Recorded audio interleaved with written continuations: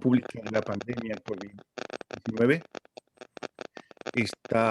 Este evento es auspiciado por Siglo XXI Repensando Bolivia, Movimiento ALBA Canadá, el colectivo de información sobre Bolivia aquí en Montreal. Estamos hoy en conversación con Álvaro Terrazas Peláez. Él es viceministro de Gestión del Sistema Sanitario en Bolivia.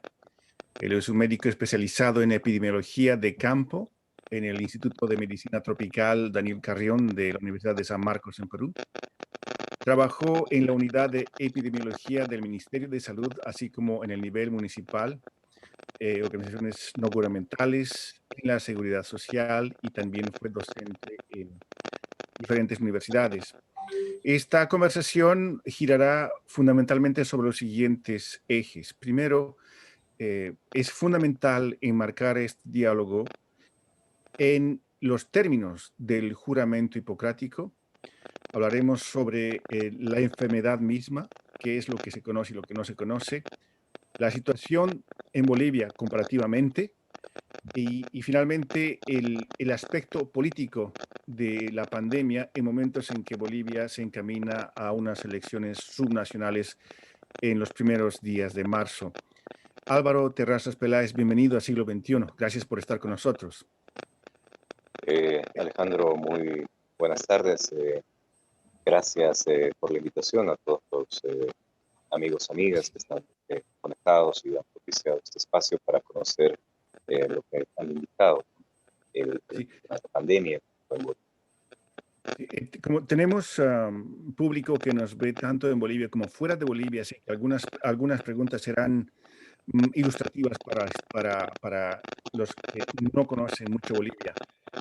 Podríamos empezar quizá recordando los términos del juramento hipocrático. ¿Qué es lo que dice el juramento hipocrático?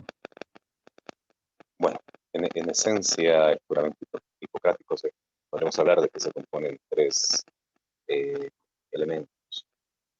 La relación entre el maestro y el discípulo, la relación entre el igual, entre los médicos, y la relación del médico con el paciente. Y en ambas circunstancias se lo toma con la mayor humildad posible, la relación del maestro y el discípulo, de ver demostrar el respeto y la benevolencia que se muestra con cualquier maestro, cualquier persona que tiene conocimiento, la relación de igualdad con el colega, y la relación de que siempre uno transmitir el conocimiento sin ningún tipo de restricción. Y sobre todo en este punto, ya la relación del médico y el paciente, es primero no hacer daño y siempre poner al paciente, la relación médico-paciente, sobre cualquier otra tipo de relación política, de clase racial, siempre anteponer el paciente sobre todo lo otro, las otras consideraciones. Así de que se puede definir de que la situación del médico es una situación altruista, tanto en el conocimiento como en el ofertar el servicio como tal. Este principio hipocrático debería estar sujeto a condiciones más temporales, como por ejemplo un proceso electoral. Por supuesto que no. Que la situación o la relación del médico con el paciente es una relación muy íntima. Hay una parte en la que siempre en medicina y de ontología nos indican de que cuando el paciente viene a uno buscándolo en toda su fragilidad, en toda su necesidad, y entrega su cuerpo desnudo a que uno pueda resolver su problema, atender y poder resolver su situación, le está entregando todo. Y cuando se antepone una situación que puede ser política, que puede ser de clase o racial, definitivamente rompes todo ese esquema de relaciones. Y una posición la que tenemos actualmente en Bolivia, o la que tuvimos Eh, en el país, en la que tenemos hace muchos años, donde se ha instrumentalizado políticamente la salud, es realmente lamentable, porque se ha utilizado la salud del pueblo, la salud colectiva, como ejemplo de extorsión para conseguir. Ya. Álvaro Terrazas, un pequeño favor. ¿Sería posible cambiar de micrófono porque tenemos un sonido que impide escucharlo adecuadamente? A ver, tal vez si Ah, ahora se puede conocer mejor. muchísimo mejor. Perfecto. Okay. Bien. Para tener, haciendo una mirada, para mirar un poco la historia reciente, ¿podría explicarnos qué fue la pandemia? Es decretada como tal el 11 de marzo del año pasado por la Organización Mundial de la Salud. ¿Y qué pasó en Bolivia entre ese 11 de marzo, día en que la Organización Mundial de la Salud decreta una pandemia mundial, y el 8 de noviembre? ¿Qué pasó en términos de gestión de la pandemia? Lastimosamente en Bolivia, y lo hemos visto, ¿no? A nivel mundial, la situación de la pandemia puso a pruebas no solamente los sistemas de salud, sino la gestión política de los diferentes gobiernos. Los países aparentemente con mayor solidez económica o como se vendían con solidez democrática, el caso de Estados Unidos, aquí en la región Brasil, son los países que han sido más golpeados. Latinoamérica carga con más del 60% de los casos a nivel mundial. Y poblacionalmente no tenemos esa proporción. Hubo una muy mala gestión definitivamente en los países de,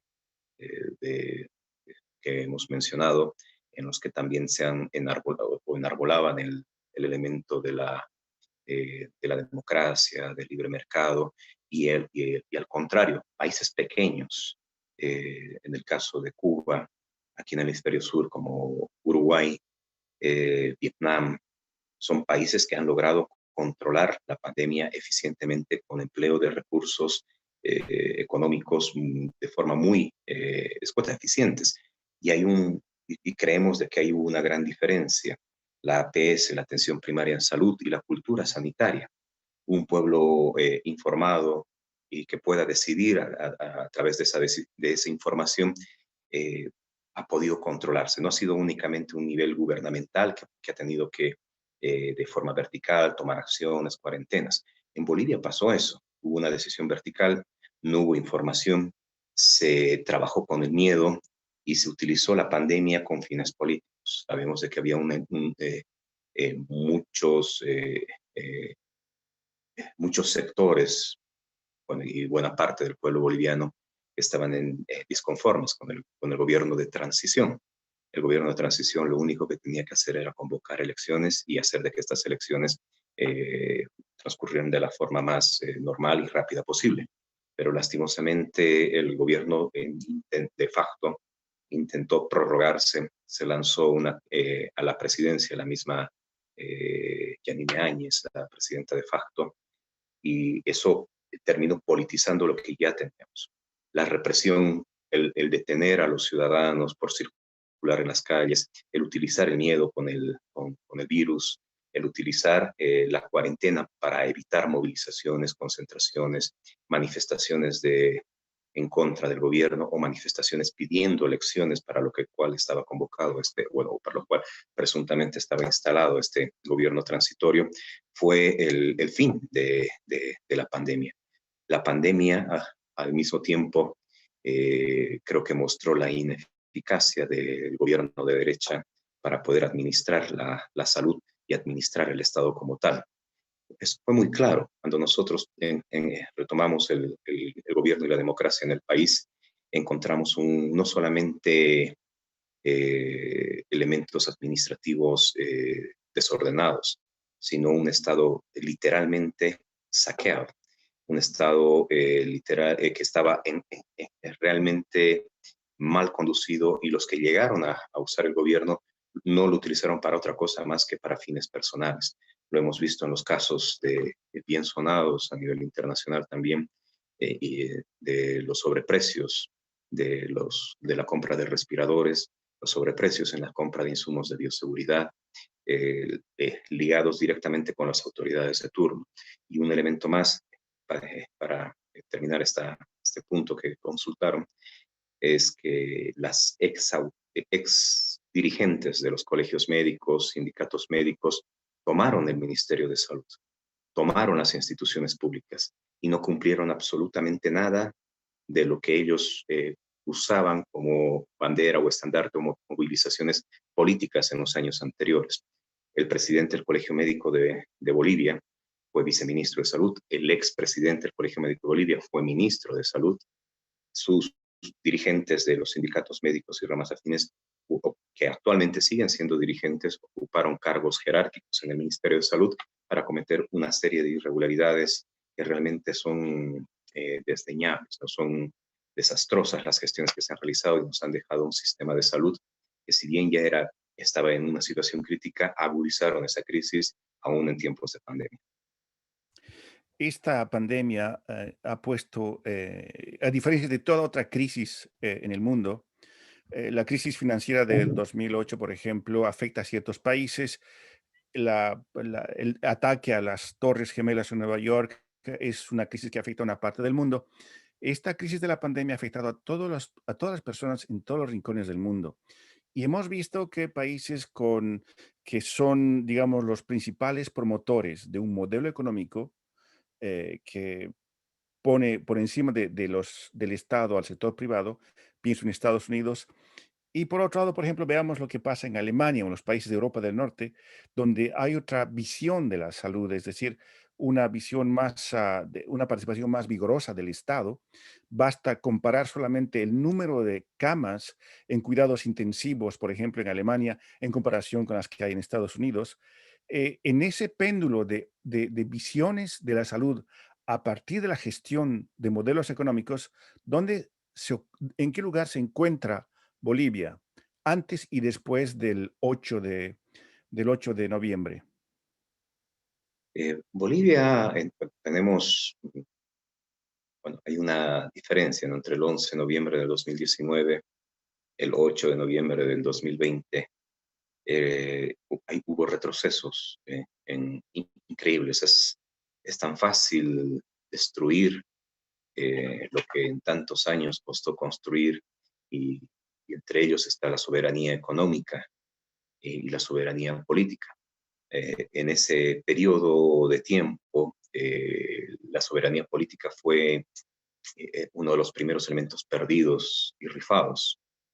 Teníamos a la canciller vestida de Mickey Mouse mandándole saludos en el aniversario de Estados Unidos, el 4 de julio. Teníamos a la embajada nuevamente llevando las riendas, la embajada norteamericana llevando las riendas del país. Teníamos un préstamo del FMI nuevamente empeñando la soberanía y la economía del país. Tenemos los recursos económicos que fueron dilapidados y que se tienen realmente ya. No solamente fue el tema económico de la pandemia el que se llevó a una crisis y un crecimiento negativo en la economía, sino también el mal manejo. Y ahora, en este breve periodo de tiempo que hemos cumplido hace poco 100 días de gobierno, lo primero que tenemos que hacer, y lo mismo que pasó en el momento que tuvimos la primera gestión de gobierno con el presidente Evo Morales, fue retomar la soberanía económica, la soberanía política.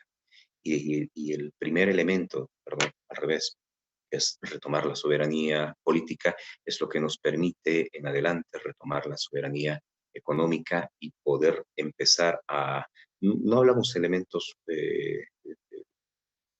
como solamente nacionalización, sino estamos hablando de generar políticas internas favorables para las empresas, incluso privadas, nacionales, para la industria nacional, para el pueblo boliviano, la reactivación, la generación económica, y ahí es donde la regeneración de la economía interna, y ahí es donde, por ejemplo, entra siempre en la balanza, ¿no? Hasta qué tanto se puede impulsar la reactivación económica y hasta qué punto tienen que haber las restricciones.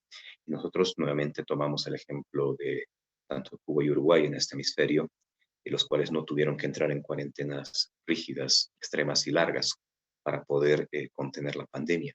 Nosotros creemos de que el pueblo tiene la suficiente sabiduría, la suficiente capacidad. Me recuerda mucho a lo que decía el doctor Luis Larrea, presidente del Colegio Médico y candidato también a la Alcaldía de La Paz, de decir que los médicos son los únicos que saben, que le entienden a la salud. Mentira. La salud la entiende el pueblo, la salud la puede entender a cualquiera cuando uno le da la información necesaria. Y creemos que ese es un elemento importante. A veces está muy subestimado lo que es la educación y la promoción en salud, la prevención en salud, y entender lo que es la promoción en salud es darle los instrumentos necesarios a la población para que puedan cuidar de su propia salud. Y creo que ese es un elemento fuerte que hay que seguir trabajando, no solamente con el tema de COVID, sino con muchas otras enfermedades, y muchos otros daños en la salud. Así de que en estos 100 días hemos empezado a hacer suya la lucha también para todo el pueblo boliviano, no hacer un elemento vertical y llevar a la par la reactivación económica. En siglo XXI estamos hoy en conversación con el Álvaro Terrazas Peláez, quien es viceministro de Gestión del Sistema Sanitario en Bolivia, y el tema de conversación es gestión pública de la pandemia COVID-19.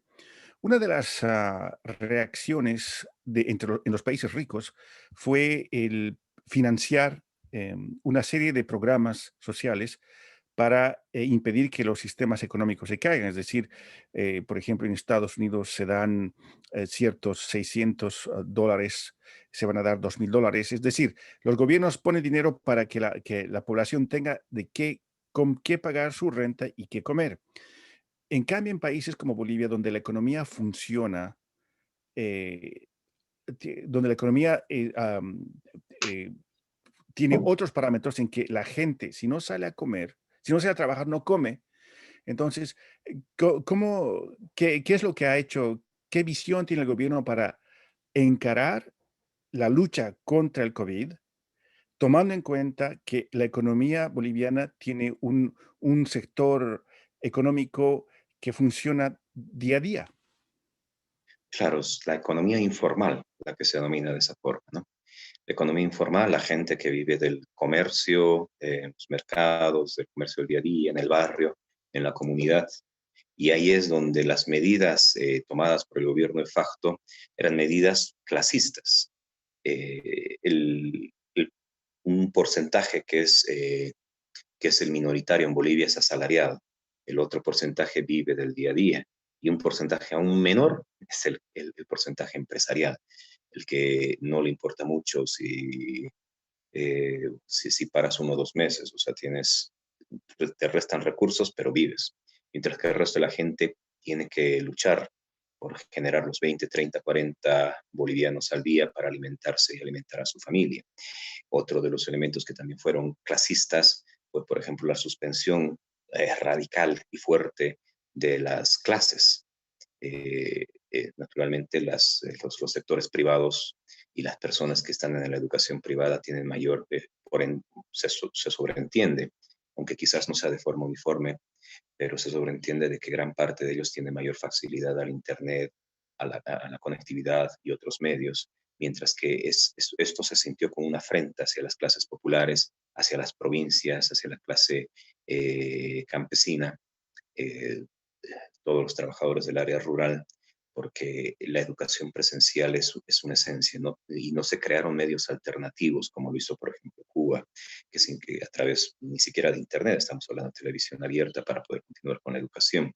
Entonces, las medidas que se tomaron no solamente fueron económicas y antipopulares, sino también fueron medidas clasistas, discriminatorias y en afrenta directa hacia las clases populares y trabajadoras.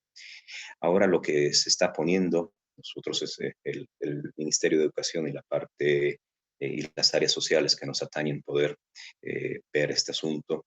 Estamos ya retornando a clases semipresenciales, físicas, impulsando metodologías alternativas para la educación.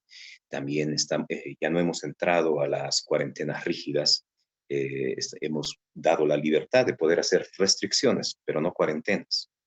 decir, de que el continuar con el comercio, porque hay medidas que a veces son, bueno, no a veces, que son medidas que no tienen lógica dentro de la salud pública.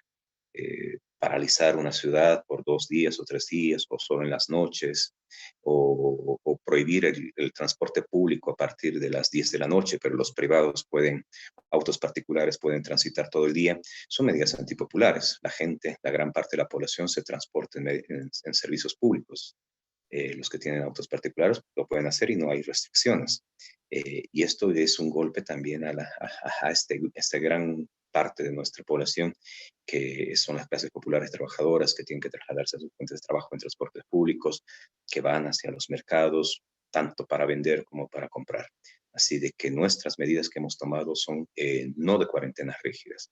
Se han establecido políticas restrictivas en el tema de aforos, capacidad de aforos, mantener las medidas de bioseguridad básicas. Hemos evitado totalmente ya la participación del ejército en estas medidas de control. Nuestra constitución política del Estado indica que el ejército tiene que entrar solamente en situaciones de desastre o conflictos, y eso no existe en el país. Tenemos la fuerza suficiente para que el orden público interno sea regulado mediante la policía, mediante las fuerzas también que puedan apoyar las alcaldías, los municipios, que tienen que hacer cumplir este rol, y donde tenemos, y estamos muy conscientes de eso, de reforzar estas medidas es en los grandes centros urbanos y en los grandes centros de comercio de estas ciudades, donde lastimosamente aún, y no es porque tengamos que meter policías, sino que estamos muy conscientes que no es el trabajo de las fuerzas del orden para hacer cumplir necesariamente estas cosas, sino que tenemos que hacer un trabajo horizontal, convocar a la dirigencia, convocar un trabajo que, si bien es de hormiga, es un trabajo extraordinario que hay que hacer, de socialización de medidas de bioseguridad, el porqué del virus, el porqué de la enfermedad, el porqué de las medidas que tenemos que tomar, hacerlo con organizaciones gremiales, transportes, comerciantes, también con el sector empresarial, Cámara de Industria y Comercio, la Cámara el sector de gastronomía, por ejemplo, y al mismo tiempo trabajar con organizaciones sociales, juntas vecinales, hasta con la gente organizada en condominios. Es un trabajo hormiga, es un trabajo de ablandamiento, porque hay un rechazo que se provocó en el gobierno de facto. El gobierno de facto lo que generó es un rechazo hacia las políticas estatales contra la lucha contra el COVID. Porque si bien la gente, aunque no fuera simpatizante del partido de gobierno actual, del MAS, la gente tomaba como unas medidas, ya lo interpretaba, una vulneración del derecho, cuando tenías al ejército deteniéndote, abusando de ti, golpeándote por andar en la calle. Eso ya escapaba de toda lógica, y no era una cuarentena de 40 días, fue una cuarentena de casi 6 meses. Estos planes que está llevando a cabo el gobierno, ¿cuán flexibles son? Es decir, ¿qué planes tiene el gobierno ante, por ejemplo, las nuevas cepas? Por ejemplo, la cepa de británica es un 30% más contagiosa y un 10% más mortífera, por lo que se sabe hasta el momento. Está la cepa brasileña, está también la cepa sudafricana, ante la cual aparentemente algunas vacunas, como la de Pfizer, no serían lo suficientemente eficaces. ¿Qué hará el gobierno, el ministerio, en caso de que las cepas, en caso de que estas medidas impuestas hasta el momento, que se han desarrollado, no sean suficientes? Bueno, hemos mm, puesto en realidad 8 pilares para lo largo del año para enfrentar a la pandemia, y 3 pilares de respuesta inmediata. Los 3 pilares de respuesta inmediata son las pruebas antigénicas, pruebas de laboratorio masivas. Hemos saltado de realizar eh, alrededor de 3.000 pruebas al día que se realizaban en Bolivia durante el gobierno de facto, durante la primera ola, a realizar más de 9.000 pruebas. O sea, hemos triplicado la cantidad de pruebas que se realizan en el país por día. Otra de las estrategias es la incorporación rápida de la vacunación. Hemos sido el segundo país en la región en aplicar la vacuna, después de Argentina. Dentro de pocos días daremos las buenas nuevas al pueblo boliviano. se empezará a hacer ya la vacunación masiva. Ya no solamente esta cantidad ha sido reducida y solamente dirigida hacia los trabajadores de salud de terapias intensivas, terapias intermedias, y empezaremos con la vacunación masiva. Y un tercer pilar ha sido la coordinación intergubernamental con los diferentes niveles de gobierno, municipios y gobernaciones, y con los actores sociales y políticos y económicos de la sociedad para poder hacer efectiva todas estas políticas, donde está también la incorporación de recursos humanos, equipamiento, ampliación de camas de terapias intensivas. Ahora, todo este conjunto de pilares y estrategias que se han enfrentado, naturalmente todos los países han hecho cosas muy similares. Y nos enfrentamos a lo que indicas, hay nuevas cepas, no solamente 2, 3, tenemos más de 200 variantes registradas, posiblemente haya muchas más, que nos ha hecho la genotipificación, el secuenciamiento genético de todas las que actualmente están circulando en el mundo. Y hay que ver de que dentro de cualquier microorganismo infectocontagioso, es exitoso el microorganismo que no mata al huésped, que no llega a matar, que llega a convivir. Y claro, un microorganismo exitoso es el que contagia fácilmente, pero no llega a matar. Porque cuando matas al huésped, no solamente es autolimitado, cortas el contagio. Y esa situación de autolimitación también de las nuevas cepas, las cepas más virulentas van a ser autolimitadas. Las cepas más exitosas, como que puede ser, por ejemplo, la británica, que se contagia más rápido, que produce y que tiene más afinidad con ciertas células, especialmente en el pulmón, por ejemplo, que permite también la mayor transmisibilidad de la enfermedad, son las que van a tener mayor éxito. Y nosotros esperamos, bueno, sinceramente, creo que toda la sociedad, el mundo, y los epidemiólogos y todos los que están siguiendo el comportamiento microbiólogos, infectólogos, es de que sean estas cepas las que predominen en el mundo. Evidentemente hay una amenaza frente a las vacunas que se están desarrollando. Por suerte la Pfizer, solamente tenemos 92,000 dosis que están llegando en el país, pero de las 15 millones de dosis que se va a utilizar Bolivia para esta gestión. Y ahí es donde nosotros, bueno, según la información que se nos ha reportado, la gran parte, estamos usando la Sputnik V y la de Oxford AstraZeneca, esencialmente, y un poco de Sinopharm de China, van a tener una buena efectividad dentro de estas variantes. Hay un riesgo con la variante sudafricana, estamos todavía monitoreando y esperando a través de la Organización Mundial de la Salud cuál es el comportamiento y la dispersión de estas variantes. Todavía no se tiene la certeza de cuál va a ser la extensión y el alcance o la modificación que nos pudieran tener en la efectividad de las vacunas. Todavía estamos en una fase incierta en ese sentido. Pero la que estamos teniendo en Bolivia, hemos empezado a hacer estudios de secuenciamiento genético. Vamos a lanzar estos resultados dentro de algunas semanas, que nos va a servir. Bueno, es un esfuerzo también en la comunidad internacional, pero es importante decir esto para todos y lo habrán pensado, perdón, lo habrán escuchado y luego asimilado cuando lo decía el doctor Tedros, director de la Organización Mundial de la Salud, eh, que el mundo no puede estar tranquilo hasta que no se vacunen todos. Y no se vacunen todos de una forma dispar, sino nos tenemos que vacunar todos de la forma más homogénea y equitativa posible. Y ahí entra usar el término la desgracia de la economía neoliberal.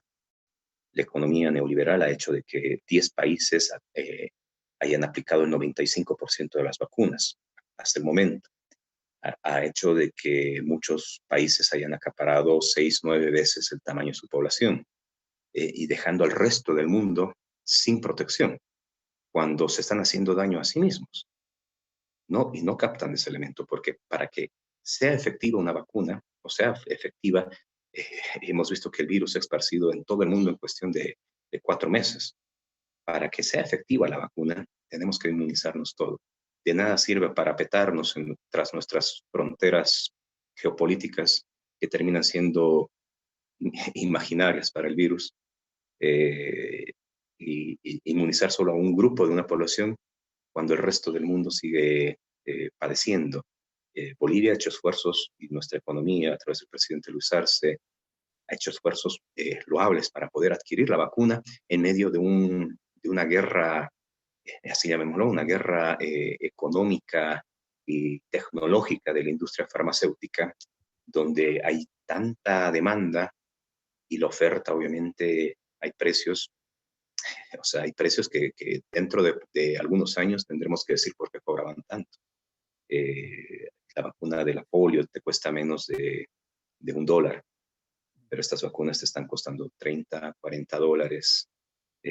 Hay otras que son como de la Oxford que tienen precios mucho más reducidos, pero dentro de poco creo que la industria farmacéutica también tendrá que rendir cuentas a la humanidad, pero también tenemos que reconocer el esfuerzo de muchas instituciones que han recibido apoyos de universidades, gobiernos externos, de gobiernos, aparato estatal, incluso también del privado, y ha sido la capacidad de desarrollar la vacuna en poco tiempo.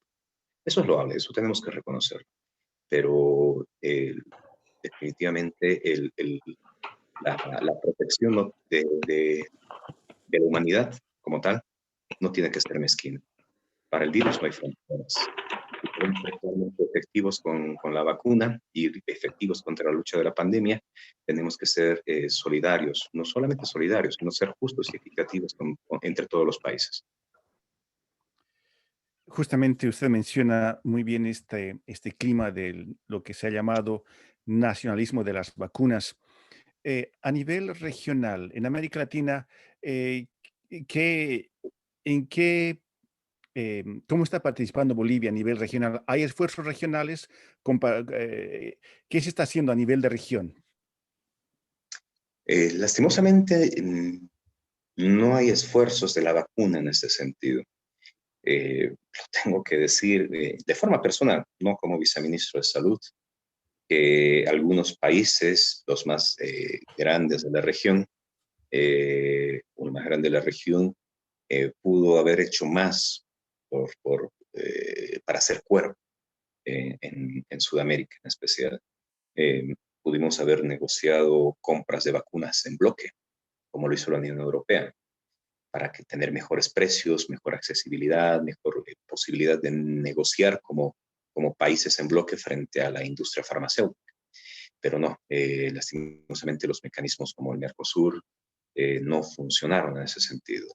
Nos hubiera gustado que sí hubiera una alianza de países que anteriormente sí teníamos el cuerpo, pero la entrada de gobiernos neoliberales creo que han debilitado y han individualizado, han fragmentado la solidez como región y han hecho y nos han impulsado a negociar individualmente ante la industria farmacéutica. Eso ha sido una debilidad en esta época. Antes de entrar al tema más específico de la relación entre pandemia y política, me gustaría saber qué estrategias está llevando el Ministerio de Salud frente a una situación, primero, que es el escepticismo frente a las vacunas. A un principio de la pandemia, por ejemplo, se veían discursos que decían que este COVID es enfermedad de los caras, de los blancos, o de los mestizos, que la sabiduría andina tiene la forma de combatir al COVID. eh, y por otro lado, la automedicación, el propio Departamento de Drogas y Alimentos de Estados Unidos, por ejemplo, ha comunicado públicamente su preocupación porque la población se automedica con medicamentos como la ivermectina, por ejemplo, que está destinado a los animales. Es decir, circulan por internet estas recetas de ajos o de una combinación de medicamentos que pueden ser mortales. ¿Cómo está encarando esta situación el gobierno?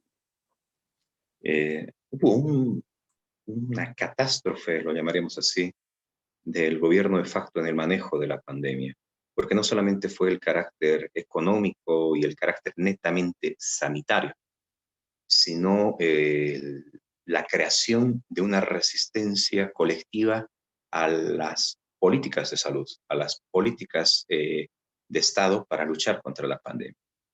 Porque primero te meten militares que abusan contra el pueblo boliviano por circular en la calle, te meten miedo. Yo recuerdo muy bien la primera publicidad que lanzó el gobierno de facto, decir que estoy en la calle y soy el virus y te voy a atrapar. Te meten miedo. Y la generación del miedo, una especie de doctrina del shock, y junto con los militares, hace de que te cierres. La población se cerró a cualquier política que venía del gobierno, ya sea buena o no.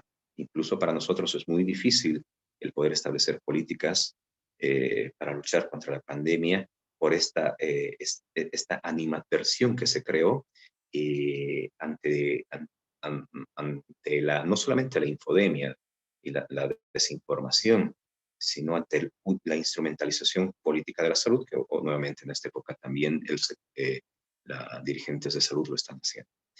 Así de que, bueno, y otros elementos, ¿no? De abuso de poder militar, político, persecución con la pandemia, eh, ataque claro y clasista hacia las clases populares con restricciones económicas, suspensión de clases, burla de parte, recordemos, del ministro de Gobierno Murillo contra la medicina tradicional, y pocas acciones impulsando a la población a tener que cuidarse, sin información y tratando de recurrir, y cuando hay desinformación, cuando hay esa desinformación y el miedo, uno recurre, es natural, recurrir a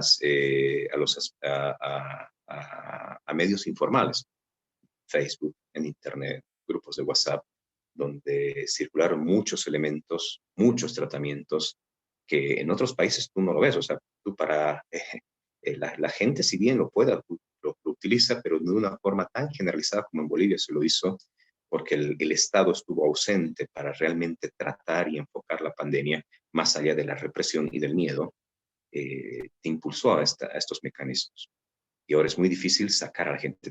Y tenemos indicadores que nos muestran en Bolivia, donde tenemos, por ejemplo, terapias intensivas están a full 100% de ocupación en casi todas las ciudades, en la época de que tenemos el pico en esta segunda ola, que ahora estamos en desescalada.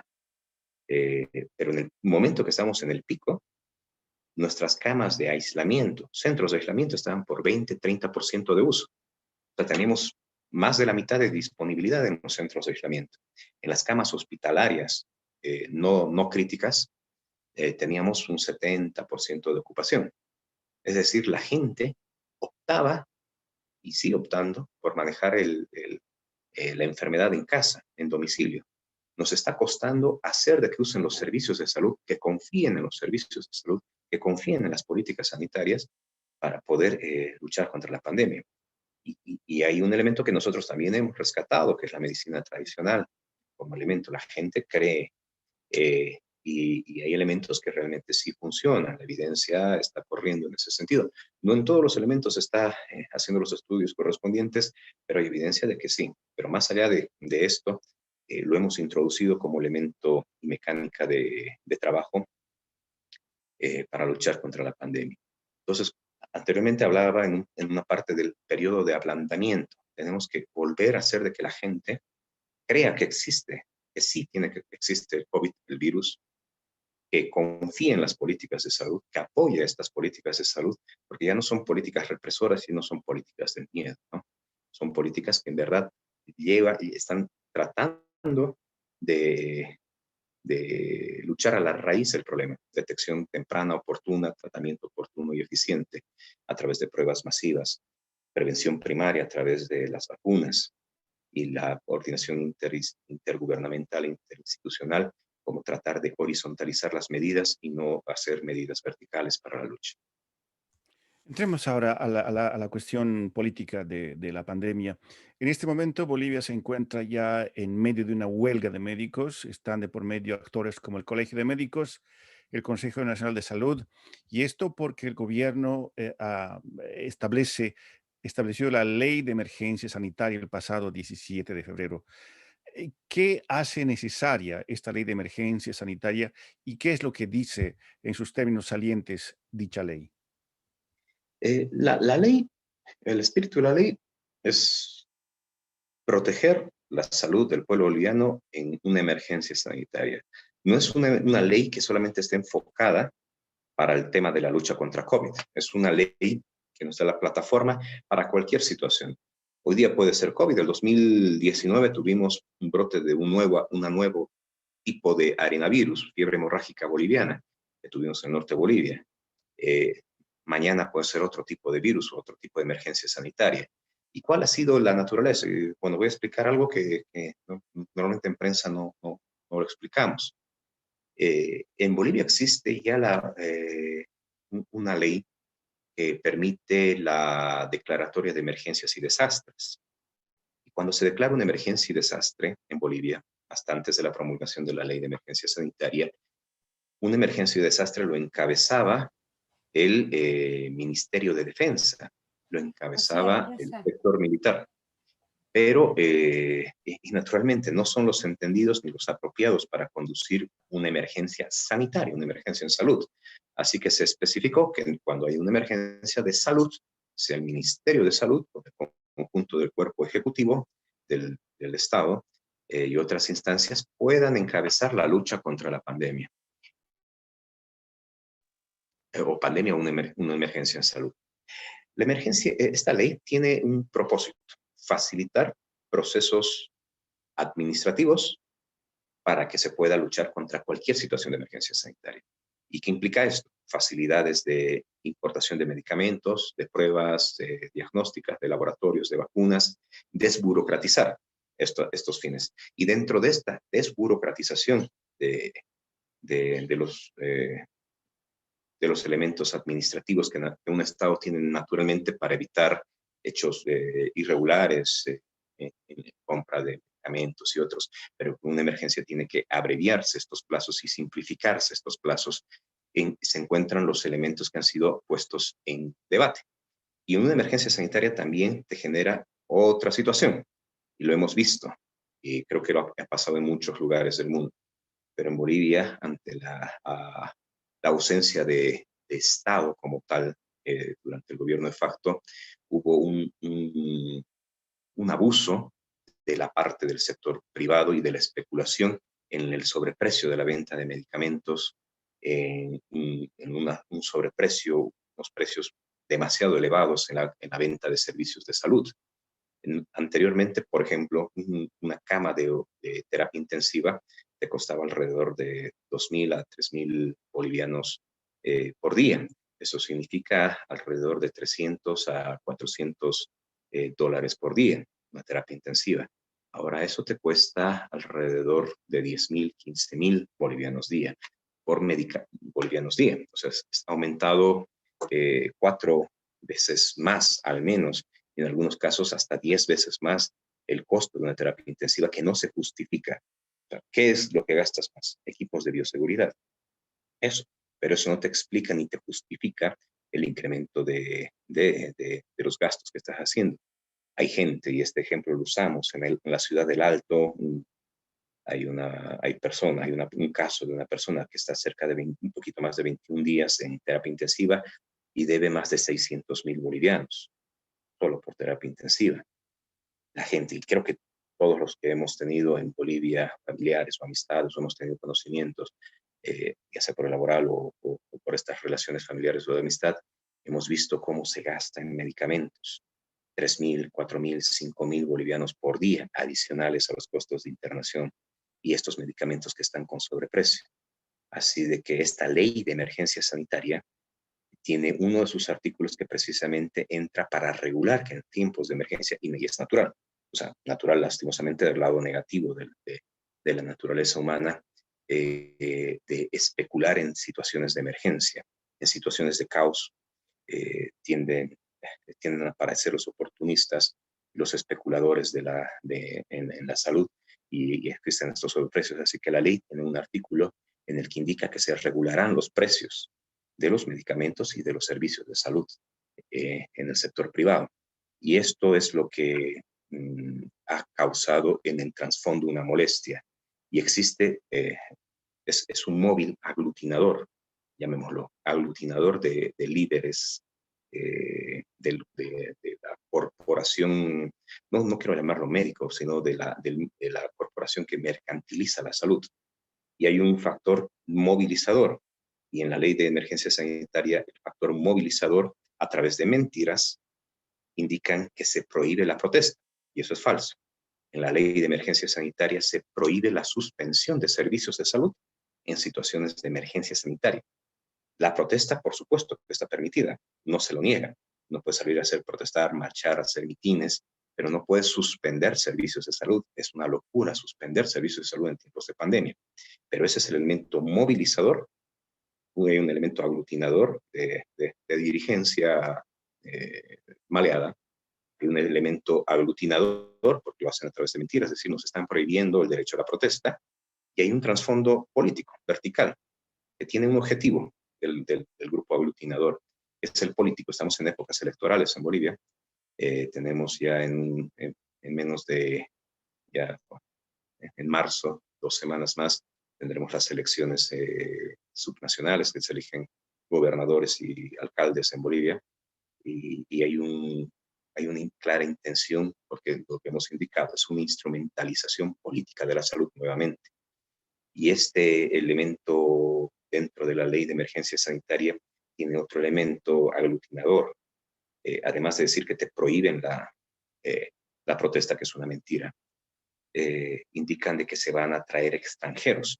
Y claro, van a movilizar al sector más radical, quizás del gremio médico, al indicar de que va a volver la Brigada Médica Cubana, las cuales sinceramente creo que buena parte del pueblo boliviano está agradecido, ya que después de la salida de la Brigada Médica Cubana, que ha estado en provincia, en áreas rurales, en hospitales, donde normalmente no van especialistas, actualmente no hay especialistas, y no es por la falta de recursos económicos, sino que no van especialistas a provincia, no van provincias especialistas al campo, lastimosamente. Es otro tema, el por qué no es atractivo para los especialistas ir al campo o a la provincia, pero la Brigada Médica Cubana cumple su rol, pero este elemento lo utilizan como elemento nuevamente movilizador, al indicar de que volverían, que estamos dando prioridad a personal extranjero y no al boliviano, cuando en verdad en la ley de emergencia sanitaria lo que se indica es de que se va a facilitar procesos, abreviar procesos y simplificar estos procesos para la contratación de personal formado dentro del país o fuera del país. No indica si sean extranjeros o no. ¿Por qué va esto? Porque en Bolivia, para que tú puedas trabajar y ser contratado por el Estado, por el sector público, tienes que tener tu título en provisión nacional, que es una instancia y una certificación en la cual acredita de que tú has cumplido todos los requisitos. Entonces, necesitamos muchas veces emplear especialistas recién formados, recién saliditos. Y para que tengan su título puede demorar meses, pero en una emergencia sanitaria tienes que emplearlos. Emplear médicos o enfermeras o bioquímicos recién graduados. Tienen su título de egreso universitario, título académico, pero no tienen su título en provisión nacional, pero tienes que contratarlos. Esta es una emergencia sanitaria. A eso se refiere este artículo. Y también cuando habla de extranjeros, a Bolivia llegan entre 150 y 200 médicos especialistas que han hecho su especialidad o su especialidad fuera del país y que retornan, y que a través de las sociedades científicas y colegio médico demoran por lo menos unos 6 meses en tener su título homologado o reconocido. Entonces, lo que nosotros hemos puesto con esto es que una vez que ingresen, pueden trabajar, pero no es que se les reconoce el título para siempre, y no es que se los va a contratar por siempre, sino indica en el mismo artículo que esto solamente será aplicable durante el periodo que dure la declaratoria de emergencia sanitaria, 15 días, 30, 45 días. Y después, obviamente, tienen que complementar todos los elementos o los requisitos para poder trabajar posterior a una emergencia sanitaria. Estos son los elementos del trasfondo político y la naturaleza de la ley de emergencia sanitaria.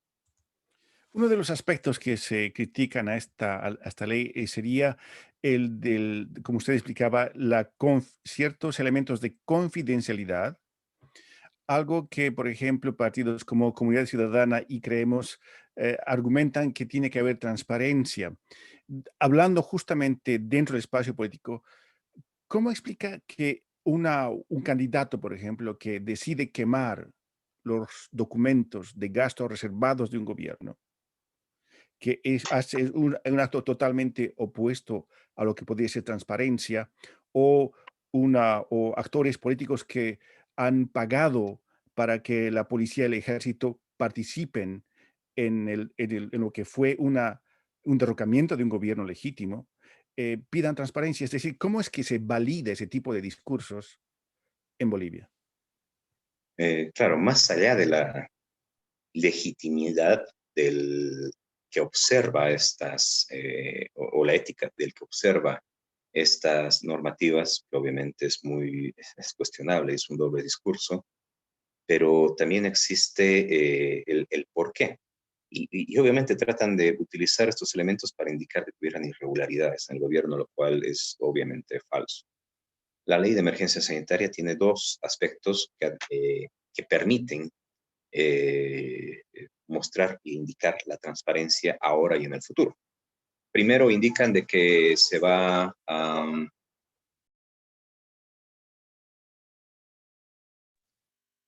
indican que se va a establecer las medidas de confidencialidad están puestas para indicar o cumplir con un requisito que están pidiendo toda la industria farmacéutica a nivel mundial, no solamente a Bolivia, a todos los países del mundo. Y claro, hay que entender la naturaleza del libre mercado, del neoliberalismo y la carrera tecnológica económica e industrial que están teniendo. Y nos piden elementos de confidencialidad. Y claro, a Bolivia le pueden decir, si no cumples, no te lo doy. Tengo tantos que me quieren comprar vacunas que si no lo cumples, a mí no me importa. A ellos. Pero nosotros tenemos que, no nos ha quedado otra alternativa que tener que aceptar estas condiciones porque se les están poniendo no a Bolivia, a todo el mundo se le están colocando. Entonces tenemos que generar la normativa que nos permita poder realizar estos acuerdos de confidencialidad. Pero ¿cuál es lo que estamos permitiendo? Porque no es algo que se ponga de la confidencialidad y no lo voy a saber nunca. La confidencialidad tiene una duración de acuerdo a los contratos 2 a 3 años. Pero todos los contratos que estamos realizando están viendo la Contraloría General del Estado. O sea, hay un respaldo documentado para que el día de mañana cualquier ciudadano pueda acceder a estos documentos y pueda ver cuánto se compró, mediante qué mecanismo se compró. Además de que se indica que una vez finalizados los periodos de confidencialidad, se publicará todo el documento y todos los procesos en el SICOES. El SICOES es una plataforma en la cual cualquier ciudadano puede acceder en cualquier punto del mundo a ver estos documentos de contratación donde están no solamente las especificaciones técnicas, los procedimientos, términos de referencia, y también los costos y los mecanismos por los cuales se han adjudicado o se han realizado estas compras. Y en Bolivia la corrupción no prescribe, o sea, lo pueden realizar los que ahora hemos estado en todos estos procesos, las personas y las autoridades que han puesto la firma y han estado en esta generación no prescriben los hechos de corrupción. Así de que la ley está dando estas garantías de transparencia tanto en la Contraloría como en el SICOES para que luego de que finalicen estos periodos de confidencialidad sean del conocimiento de todos. Nosotros estamos de igual forma mediante mecanismos de negociación bilaterales tratando de acortar lo más posible estos periodos de confidencialidad para que no hayan estos cuestionamientos que sabemos que generan susceptibilidad y sabemos que la oposición y obviamente la mayor parte de la oposición tiene un doble discurso y no tiene la moral o la ética suficiente para hacer este tipo de observaciones. Estamos en conversación con Álvaro Terrazas Peláez, viceministro de Gestión del Sistema Sanitario en Bolivia. Esto es Siglo XXI Repensando Bolivia. Tenemos un par más de preguntas antes de abrir las preguntas para para el público que está con nosotros. Y recordar simplemente que siglo XXI, los miembros del siglo XXI han perdido directamente familiares y amigos debido a esta pandemia.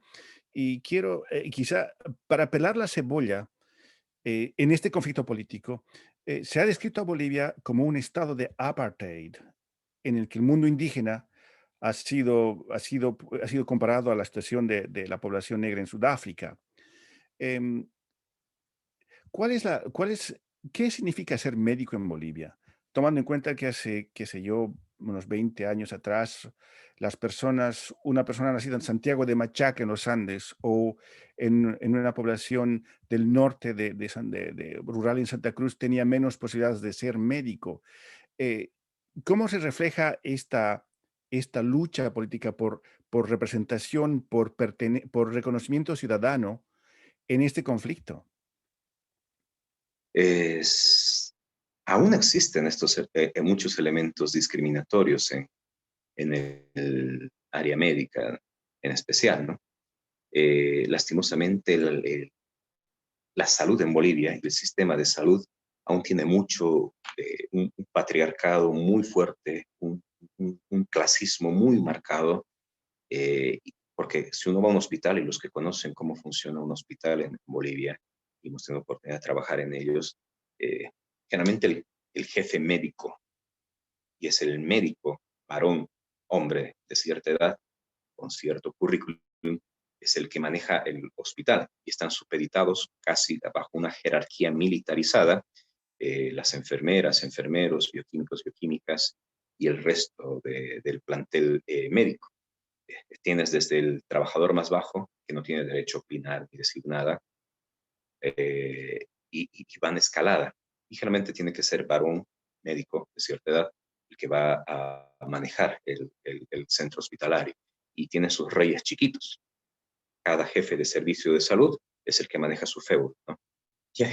Y es bastante eh, peculiar y hasta tragicómico estas peleas y disputas que existen en los hospitales y entre hospitales.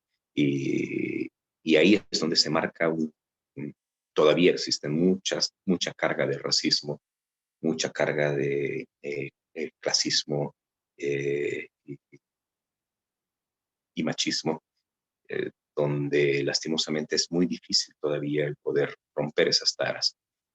Después del 2006, cuando asumimos como más el gobierno, empezamos la colaboración para la formación masiva de trabajadores de salud, especialmente médicos, cerca de 5.000 médicos o estudiantes, y después su retorno fueron enviados a Cuba, también a Venezuela, y retornaron. Y ahí es donde lo que tú mencionas fueron nuestros compatriotas del campo, de nuestras, eh, de nuestras naciones indígenas originarias en el país, y retornaron como médicos, como profesionales, y empezaron a sufrir una doble discriminación, tanto por haber sido formados hasta triple discriminación, haber sido formados en Cuba, y de ahí discriminados a través de decir que solamente estudiaron 2 años o 4 años, totalmente falso.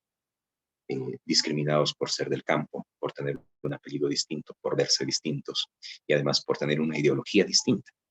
Y esa discriminación es patente y es lastimosa, y que todavía ahora estén tratando de negarles y reconocer su nivel y calidad profesional, cuando muchos de ellos los hemos perdido durante la pandemia. Han sido los primeros que han estado atendiendo, han estado en la primera línea de combate, como se gusta llamar. Han estado atendiendo y han sido los que han enfermado, los que han fallecido, y ahora sí pareciera que sí valen, cuando en verdad siempre valieron.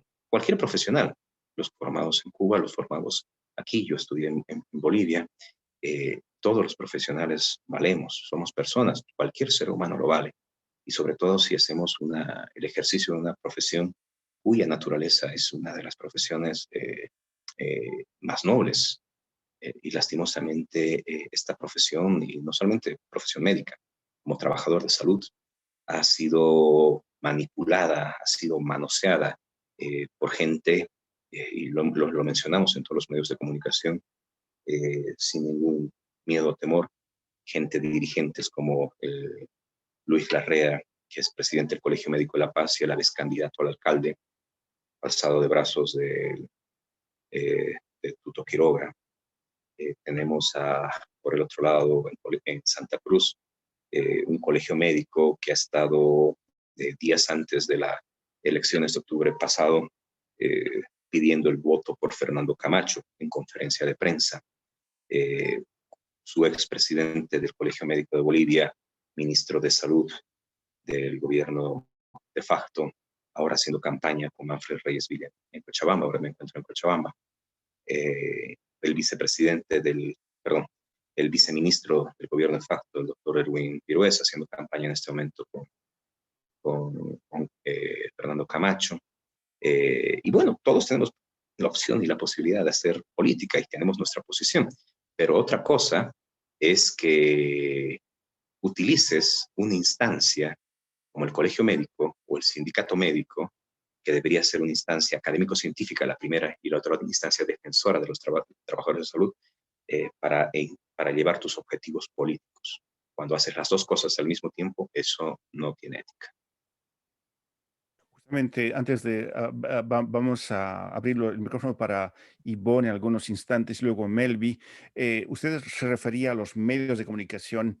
Siglo XXI, Repensando Bolivia, nace justamente como una forma de tratar de romper el cerco mediático durante, el gobierno de la autoproclamada Janine Áñez. En esta situación, en este conflicto, ¿qué rol están cumpliendo los medios sociales, los medios de comunicación en Bolivia? Bueno, durante el gobierno de facto hubo un silencio cómplice de muchos de los medios de comunicación. Ahora esperamos de que asuman el rol que tienen que asumir los medios de comunicación. Todos sabemos que tenemos nuestra consideración política, pero tenemos que tener la suficiente ética y profesionalismo para que no se refleje en nuestro trabajo.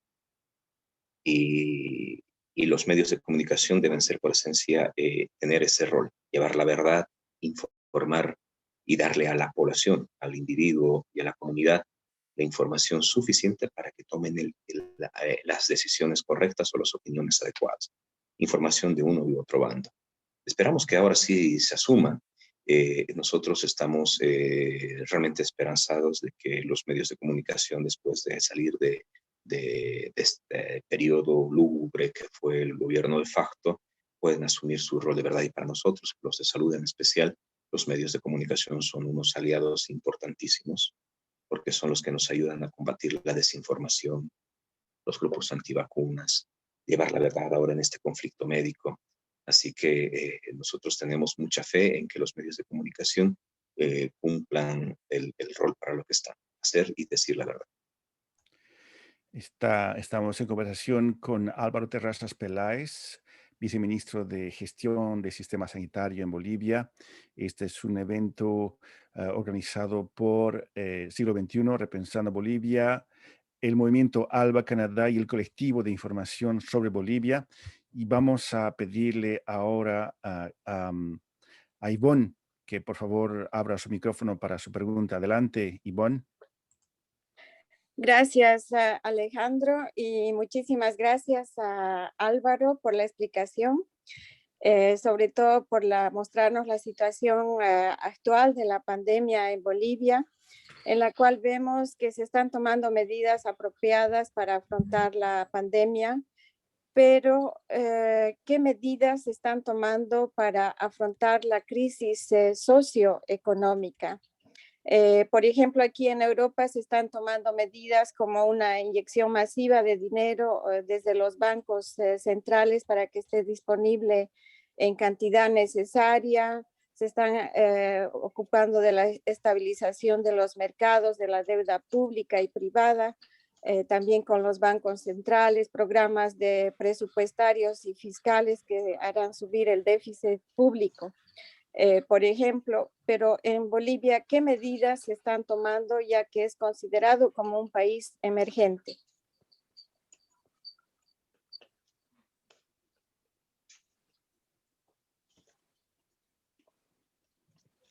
Perdón, Ivonne, bueno, las consideraciones son bastante políticas, no es tanto mi área, ¿no? Económicas, perdón.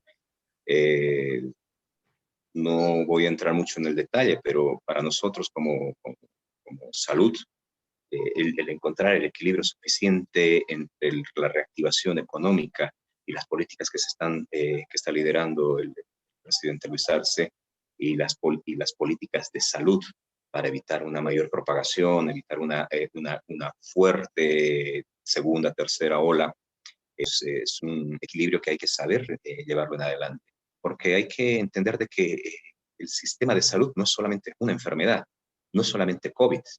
Yo me diagnosticaron de cáncer de tiroides en marzo, a finales de marzo del año pasado, cuando empezaba la pandemia en Bolivia.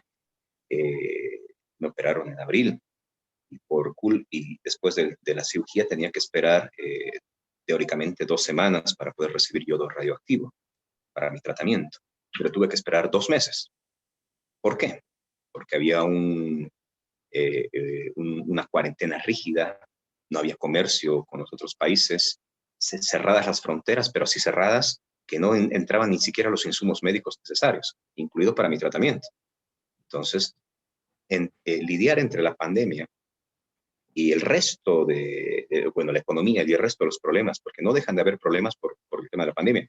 Tenemos que seguir educando, tenemos que seguir comprando, comiendo, siguen habiendo los otros daños a la salud, sigue habiendo cáncer, sigue habiendo tuberculosis, sigue habiendo VIH, y eso no deja de existir. Bolivia estábamos erradicados de sarampión. Teníamos el país ya más de 12 años que estábamos, no, perdón, 15 años que estábamos, 20 años, perdón, desde 2012, no me equivoco, creo que está por ahí el doctor Corisa, me va a ayudar con ese dato, y volvió, porque dejamos de atender los otros daños de la salud, y si vamos a seguir acumulando esos daños. Sabemos de que cuando hablamos de olas de enfermedad, se nos ocurre COVID, pero en verdad hay otras olas de enfermedad por las enfermedades no atendidas, por las enfermedades desatendidas, cáncer, las enfermedades renales, las enfermedades prevenibles. Teníamos en Bolivia coberturas de vacunación arriba del 80%. Actualmente estamos bordeando cerca del 50%. Eso significa que tenemos la mitad de nuestra población objetivo vacunable vulnerable a estas enfermedades infectocontagiosas. Y es ahí donde tenemos que manejar la economía y no COVID, todos los otros daños de la salud al mismo tiempo. Ahora con el paro médico es peor, ¿no? O sea, estamos desatendiendo, no solamente enfocándonos en emergencias, como si la gente solamente enfermara para ir a emergencias, en cirugías programadas, estudios programados, el daño que te ocurre por no hacerte el estudio en ese momento. Entonces son varias variantes, Ivonne, estimados compañeros, compañeras, no han sido tomados en cuenta en la lucha contra la pandemia. El COVID no es el único daño que tiene la salud. Muchas gracias. Ahora vamos con Melvi en Cochabamba. Melvi, por favor, adelante con su pregunta. Sí, bueno, buenas tardes, compañeros, compañeras. Gracias, doctor, por darnos una visión más amplia de lo que se está trabajando a nivel de gobierno como salud pública, ¿no? Sin embargo, yo no soy tan optimista como usted, pensando que los medios de comunicación van a sumarse al trabajo que ustedes están realizando.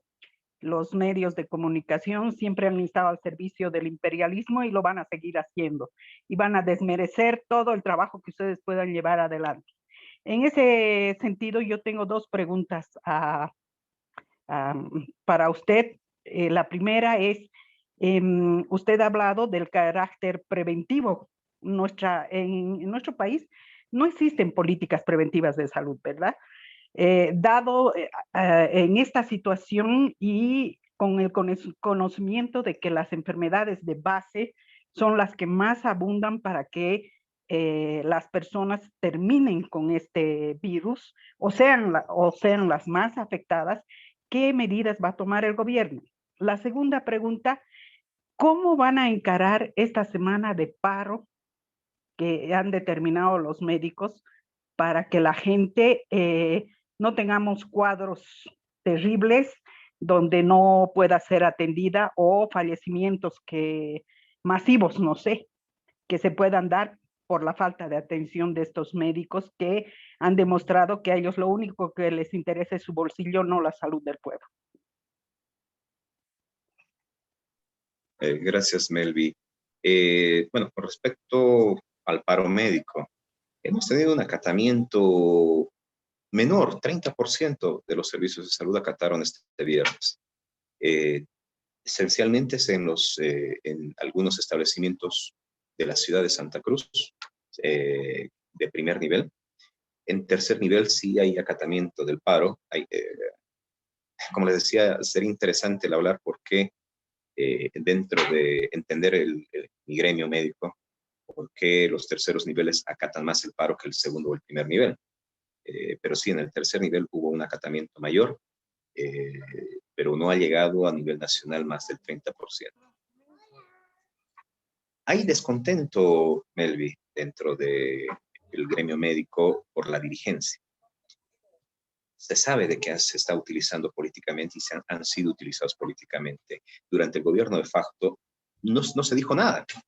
No hubo protestas, no hubo paros de salud por los colegas de salud fallecidos, no hubo protestas por la falta de insumos, no hubo protestas por los sobreprecios, no hubo protestas cuando con solamente una resolución ministerial se impuso directores del CEDERROM violando la ley de autonomías.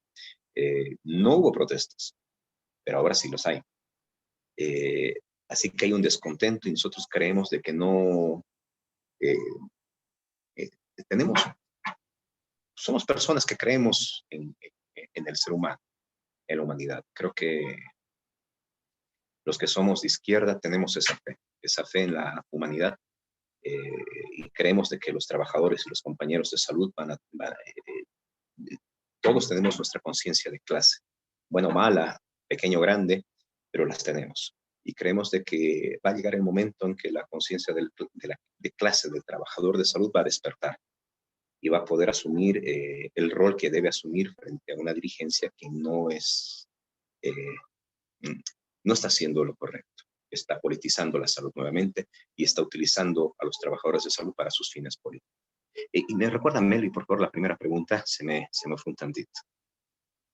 Le decía que si el gobierno está preparando alguna política preventiva a nivel de gobierno en el tema de salud, porque bueno, a estas alturas ya se ha comprobado que, como usted mismo lo ha dicho, que este virus especialmente afecta a personas que tienen enfermedades de base o enfermedades que no pueden ser atendidas por las circunstancias, ¿no? Sí, sí, Melvi. Y debemos reconocerlos, que las debilidades normalmente, y no solamente en Bolivia, ha sido un tema mundial, ha sido las tareas de promoción y prevención. Muchos los han afinado y han logrado excelentes trabajos en manejo de la información en salud, en manejo de la promoción de la salud y por ende en la prevención en salud. Los elementos preventivos lo tenemos con el diagnóstico temprano, vacunas y las pruebas antigénicas y el aumento de nuestras pruebas PCR, pero los elementos informativos, promoción en salud, con esta enfermedad y con muchas otras enfermedades y daños en la salud, tenemos un enfoque distinto que nosotros queremos implementarlo a través de lo que ha sido muy desdeñado, muy dejado de lado, que es la salud familiar, comunitaria e intercultural, y a través del Sistema Único de Salud. La promoción de salud no debe ser vertical, debe ser lo más horizontal posible. Y es por eso que hacemos mención del trabajo que tenemos que realizar con las organizaciones sociales y entender de que, claro, Bolivia no es solamente organizaciones sociales, son el pilar fundamental de nuestro Estado, pero también existen la Cámara de Industria y Comercio, existen otras, la sociedad civil que está fuera de las organizaciones sociales con las cuales tenemos que trabajar.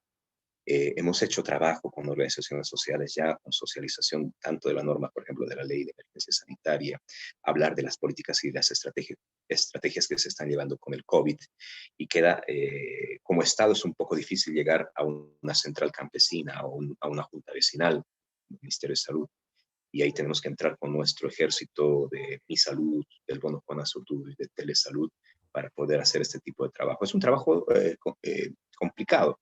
No es fácil a veces poder llegar a informar, pero es un trabajo que tenemos que hacer y asumimos ese reto, estimada compañera, compañeros, de poder realizar este tipo de trabajo. Nuestra estrategia comunicacional, ya a lo grande por las redes, por los medios de comunicación convencionales y las redes sociales, está. Tenemos que seguir fortaleciéndolo, afinándolo, dirigiendo mejor hacia los grupos y sectores que queremos alcanzar. Pero hay otro trabajo que también tiene que llevarse, que no es solamente hacerlo de forma vertical o apretar el botón y esperar que los spots se reproduzcan y esperar que la gente lo asimile como tal, sino es otro trabajo de otra índole, que creo que nuestro gobierno es su característica que lo hace distinto de cualquier otro tipo de gobierno, que es el trabajo con las organizaciones de base. Muchas gracias, Melvi, por tu pregunta. Pasamos ya acercándonos al final de esta conversación con, con Álvaro Terrazas Peláez. Vamos a pedirle, por favor, a Nora que abra su micrófono para la pregunta. Adelante, Nora. Sí, buenas noches. Buenas noches. Quiero también agradecerle y felicitarle al señor viceministro que pues que estamos escuchando de una forma directa lo que está sucediendo en el país.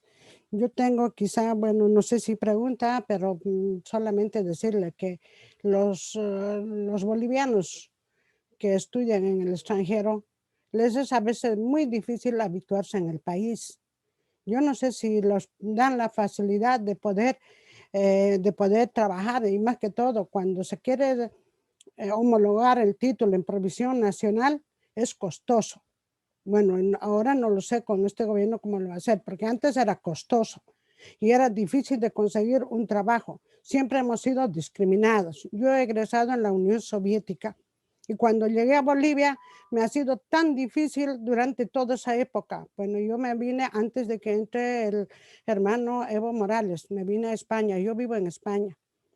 Y entonces yo con esa experiencia le pido que si puede darle esa posibilidad a toda esa gente, si es posible, homologarles a un precio muy bajo el título en provisión nacional, que eso depende del Comité Ejecutivo de la Universidad Boliviana, y darles la posibilidad de darles un trabajo, aunque sea hasta el último rincón de Bolivia, porque sabemos de que ha construido muchos hospitales y están abandonados.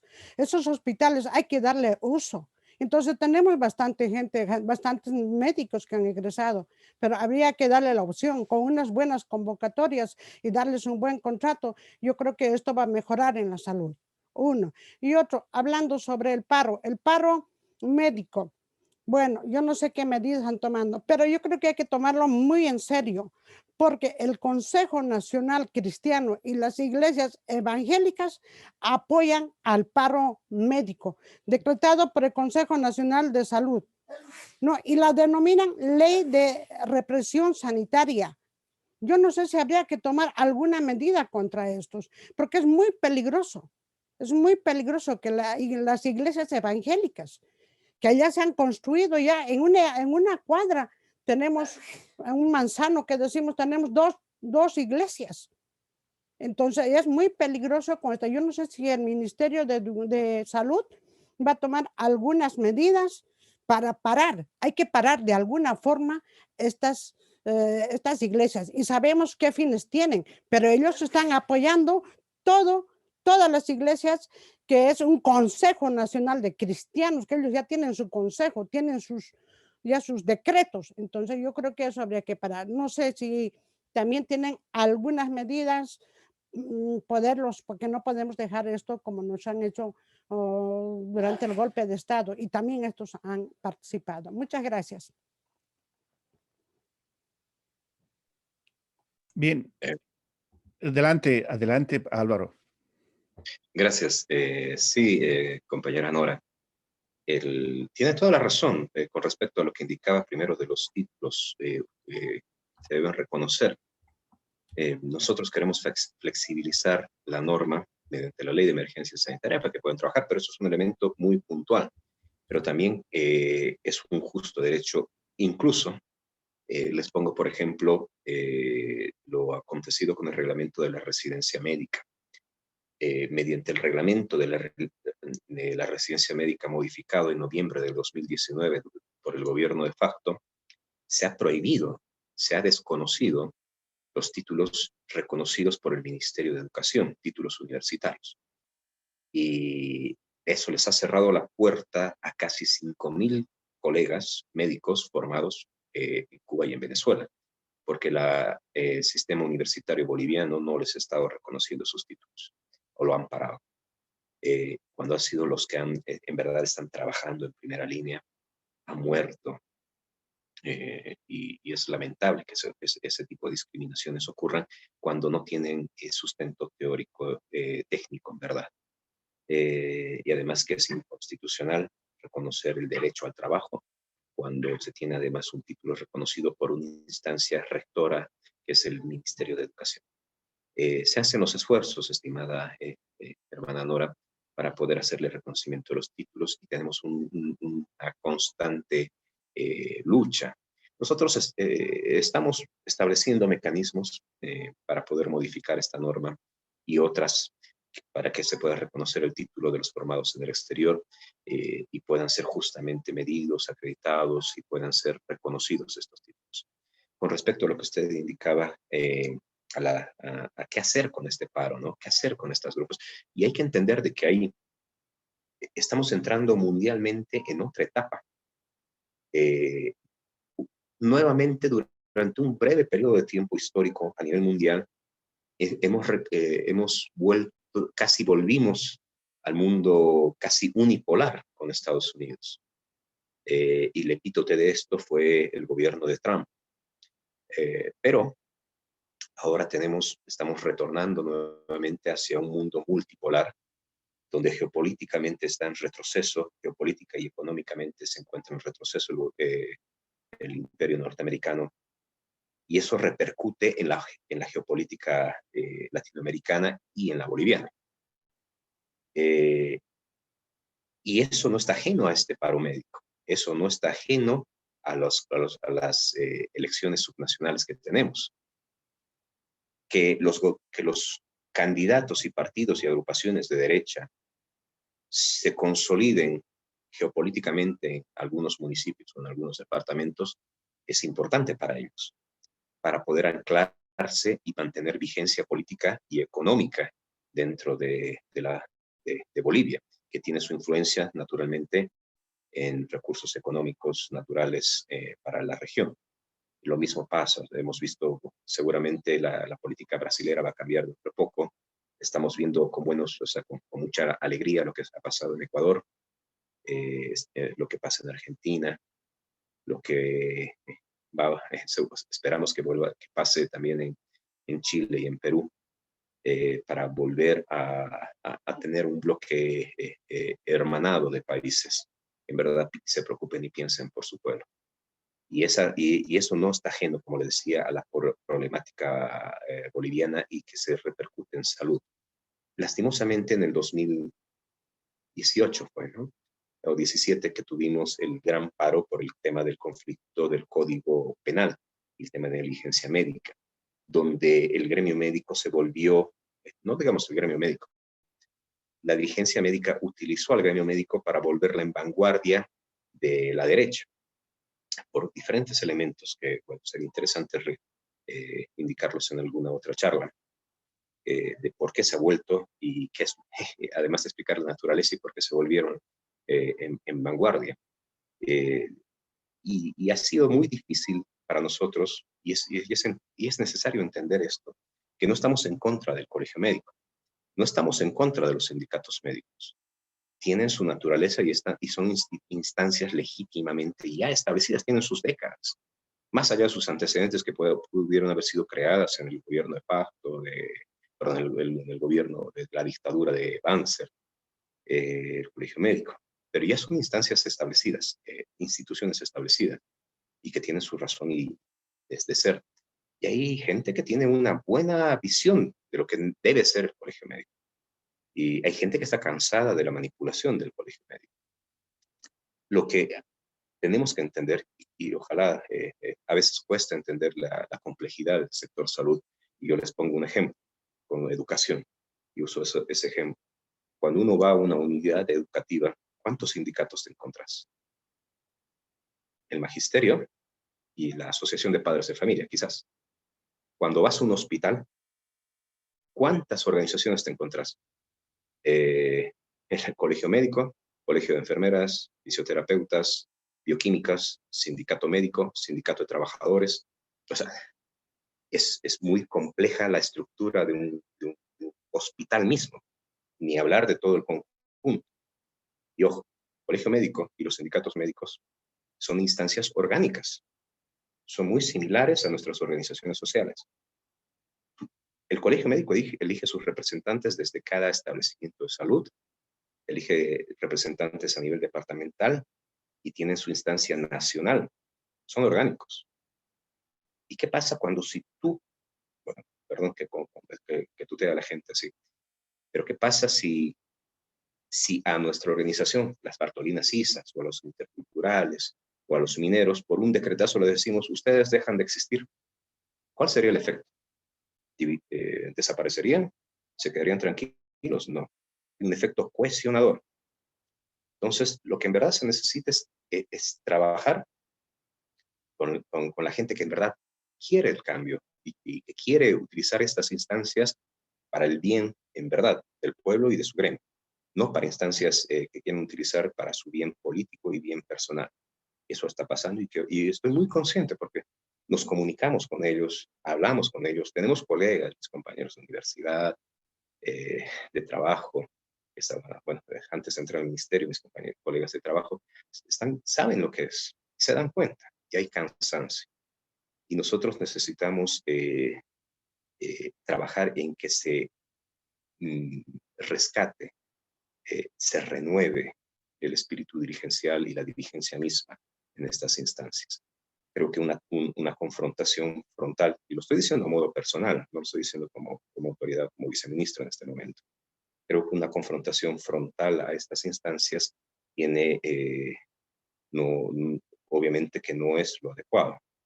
Lo que se necesita es apelar a estas instancias para la reflexión y la sensatez, de que reconozcan la naturaleza verdadera del colegio médico, se reconozca la naturaleza verdadera del sindicato médico, que luche por sus verdaderos intereses y no por intereses particulares político-partidarios. Eso está claro. Sindicato médico de Cochabamba haciendo campaña con Manfred Reyes Villa, abrazados. El exministro de Salud, el doctor Aníbal, igual con Manfred Reyes Villa, su viceministro con Fernando Camacho, presidente del Colegio Médico de La Paz, candidato al alcalde con Tuto Quiroga, de su agrupación. Entonces, que no nos digan de que no hay una politización de estas instancias. Así que creo que el trabajo para revertir esto va dentro de un marco de geopolítica internacional que estamos conscientes de cuáles son sus intenciones y una política local en la cual nosotros tenemos que apelar y trabajar con el sector que verdaderamente quiere que estas instituciones sean lo que son y para lo que fueron creadas. Álvaro, Terrazas Peláez, gracias por su participación. Ya estas son las últimas 3 preguntas. Con eso ya pondremos fin a esta conversación. Voy a pedirles simultáneamente una tras otra persona a que Ivonne, Claudia y Amancay le hagan preguntas. De nuevo le agradezco por su tiempo y aquí va Ivonne. Luego de su pregunta irá Claudia y luego Amancay. Usted podrá responder después de esa tercera pregunta. Adelante, Ivonne. Gracias, Alejandro. Hermano Álvaro, ¿hacia qué tipo de vida nos dirigimos cuando termine la pandemia del COVID-19 en Bolivia? ¿Y habrá presupuesto para la investigación? Gracias, compañera Ivonne. Ahora va Claudia. Antes de responder. Claudia dijo, ¿no? Ah, perdón. Era Ivonne, ahora va Claudia. Sí, van perdón. a hacer las 3 preguntas en una. Muy bien. Hola, compañero, hola, hermano Álvaro, desde aquí, desde Londres. Mi nombre es Claudia. Nosotros somos parte de Wipalas por el Mundo y somos como una red internacional, ¿no? Mi pregunta para ustedes, ¿qué podemos nosotros hacer? ¿Qué más podemos hacer desde Europa y el mundo? Ahora mismo Wipalas, como salimos de un golpe de Estado, nos hemos conformado como 15, 18 países. Y nos vamos a las calles y hacemos nuestro activismo y hacemos nuestros cabildos y hacemos todo lo que sea necesario. ¿Qué más podemos hacer o qué podemos hacer? ¿De qué manera podemos nosotros ser de ayuda para ustedes en este tema del paro médico para que no se rearticule nuevamente la derecha y tenga mayores consecuencias? Gracias, hermano. Y finalmente a Mancay. Adelante, Mancay. Sí, muchas gracias. Muchas gracias, muy interesante escucharle, ministro, por compartir esta información. Definitivamente los medios de comunicación son un problema, un obstáculo. Bueno, primero que nada, reconocer el trabajo y la cooperación de los médicos cubanos y esperar que regresen lo más pronto posible, porque estamos hablando no solamente del COVID-19, sino estamos hablando del dengue y del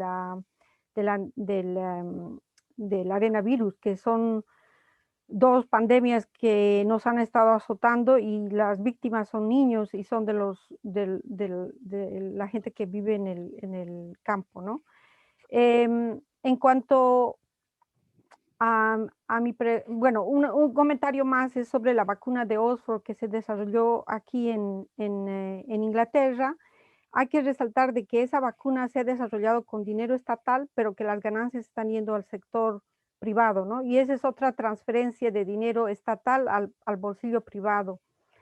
Y ahora más que nunca, como bolivianos, deberíamos hablar de la transferencia de tecnología. Y nosotros como bolivianos aquí, desde Europa, tenemos que apoyar a Bolivia en que la tecnología que se ha desarrollado en Europa no es exclusiva para Europa, es para el mundo, porque esta tecnología se ha desarrollado con nuestros recursos naturales. Nosotros hemos contribuido para el desarrollo de ellos. Entonces necesitamos que se reconozca y se comparta con Bolivia, no que Bolivia empiece a construir e inventar las ruedas, sino que compartamos y que definitivamente nosotros tenemos que tener el SUS, tenemos que nacionalizar la salud en Bolivia, que en este país, aquí en Inglaterra, existe el NHS, que es la salud pública, pero que ha sido atacada, ha sido vilipendiada por los médicos. O sea, los médicos, no solamente en Bolivia, sino a nivel internacional, los médicos son de la derecha porque es una profesión elitista. No tenemos que tenerle miedo a los médicos, no es un sindicato como el de los obreros. El sindicato de los médicos no está hecho para avanzar la salud del pueblo. El pueblo tiene que hacerlos que respondan y nosotros queremos apoyar. Entonces, trabajar más de cerca, trabajar de base y sin miedo. Tenemos que nacionalizar esas clínicas. No podemos tener clínicas privadas en medio de una pandemia. España lo ha hecho, lo han hecho otros países. Nosotros, como en una situación de emergencia, tenemos que hacerlo. Gracias.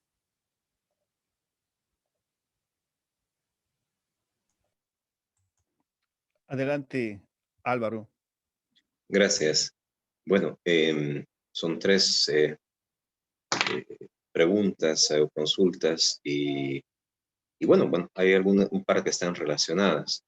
En Bolivia, ya lo decía en su momento Simón Bolívar a Estados Unidos, déjenos vivir, ¿no? O sea, salir de nuestra edad media, ¿no? Cuando ellos ya estaban entrando en la revolución industrial. Y Bolivia y todos los países que queremos recuperar nuestra soberanía económica y política, pedimos igual que nos dejen avanzar, salir del siglo XX y entrar en el XXI, Bolivia está invirtiendo grandes esfuerzos para poder tener esta soberanía, ya no solamente política, sino económica. Hay iniciativas para generar nuestro complejo industrial farmacéutico, para generar nuestra soberanía e independencia tecnológica, que es el siguiente paso en el cual queremos entrar. Estamos muy seguros de que dentro de unos años, y ojalá que el pueblo y también el imperio no haga su intervención, podamos entrar a otra etapa del desarrollo de nuestro país. Es la investigación y desarrollo de tecnología. Queremos desarrollar nuestro complejo industrial farmacéutico, queremos saltar ya también de tecnología, no solamente entrar en lo que ahora se está hablar de desarrollo de medicamentos o fabricación de medicamentos, sino entrar en la generación de tecnología de biosimilares, terapia génica, que son una nueva etapa de la revolución industrial médica o farmacéutica, para no quedarnos atrás, para no tener esa dependencia de la que se habla. Así que estamos luchando y generando estos espacios económicamente, en políticas y ya luego, ojalá en los hechos, que se nos alcance, lleguemos a esta etapa de poder desarrollar esta situación y no estar solamente pensando en situaciones de emergencia o urgencias y solamente en pensar que salud es un hospital, pensar que salud solamente es el consultorio o el quirófano. Salud es un conglomerado de acciones y políticas, la salud colectiva, el cambio de los paradigmas en salud, el pensar que la determinación social de salud y salir de este elemento atomizador de los determinantes en salud y pensar en la determinación social de la salud. La salud nos determina política e individualmente a cada uno de nosotros y no es ajena de ninguna de las acciones que nosotros tenemos. Ahora nos hablaba de qué podemos hacer los compañeros y compatriotas que están fuera del país o las personas que quieren apoyar el proceso boliviano y en sí es el proceso de la soberanía política y económica latinoamericana. Su apoyo es importante. Creo que las voces disonantes de los medios formales las llevan ustedes a los diferentes rincones del mundo y el hacer conocer la verdad a través de las diferentes plataformas, en redes sociales o en medios de comunicación que se pueda alcanzar para llevar esta verdad es importante. Como lo fue en su momento, antes del golpe de Estado en Bolivia el 2019, salieron por parte de diarios ingleses las denuncias de conspiración de la parte militar y policial que había en Bolivia. Se salió de ahí antes de que un medio local boliviano o un medio latinoamericano, y eso es importante rescatar. Y tenemos que dar las gracias por el apoyo y por el espacio que da Siglo XXI y todas las organizaciones que están trabajando en conjunto para hacer conocer la verdad.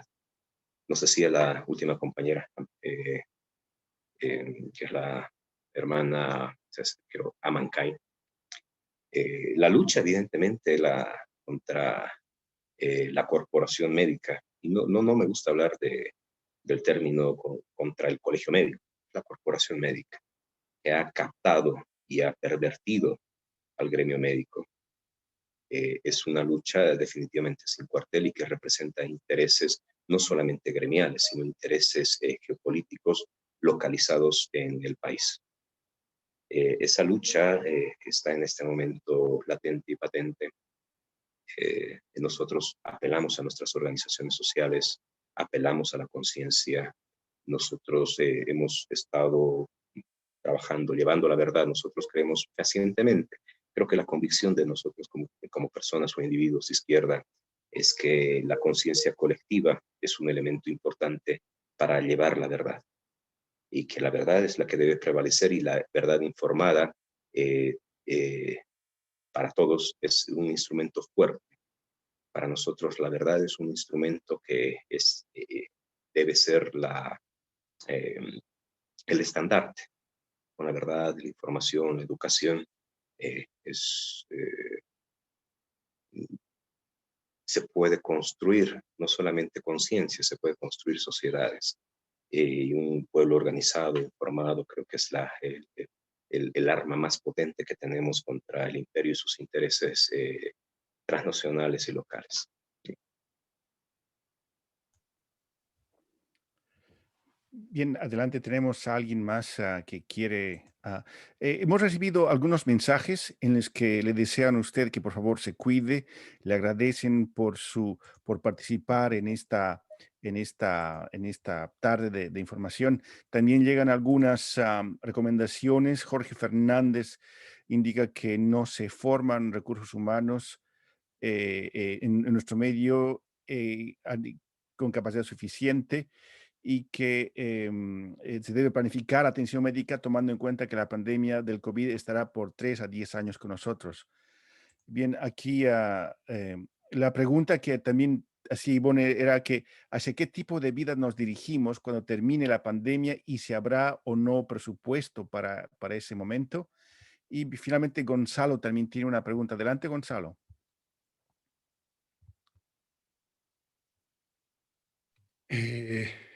Bueno, buenas tardes. Antes que nada, agradecerle al viceministro. Creo que ha sido muy claro en toda la exposición.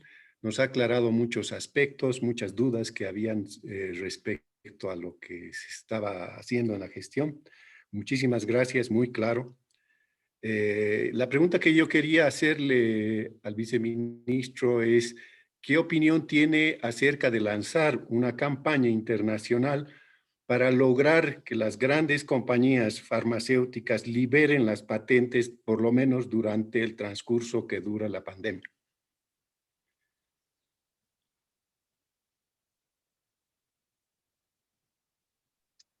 Gonzalo, mucho gusto saludarte después de tanto tiempo viéndonos.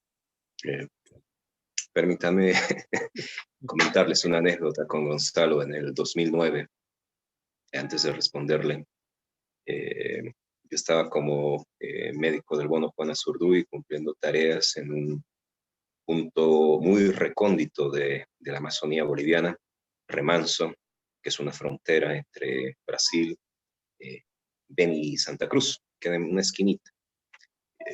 Me tomó como 27 horas por tierra llegar a ese lugar y estábamos esperando la actividad. En verdad no sabía dónde me había metido.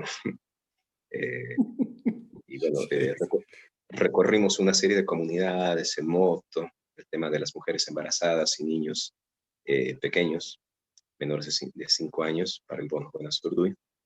Y bueno, llega Gonzalo y le pedimos que por favor nos ayude a salir del lugar. Estábamos ya un poco más de una semana.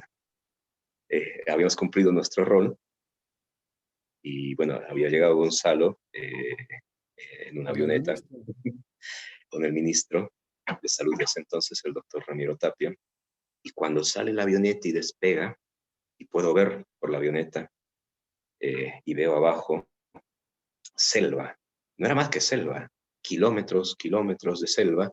Nosotros estamos en una puntita de pedacito de civilización en medio de la selva, y ahí nos conocimos con Gonzalo, ¿no? En medio de la selva boliviana hace más de 10 años. En medio de la tormenta y la avioneta. Sí, además de aquello, ¿no? De cruzar la avioneta y llegar a Trinidad. Bueno, fue una bonita experiencia de la cual en verdad tengo muy, muy gratos recuerdos.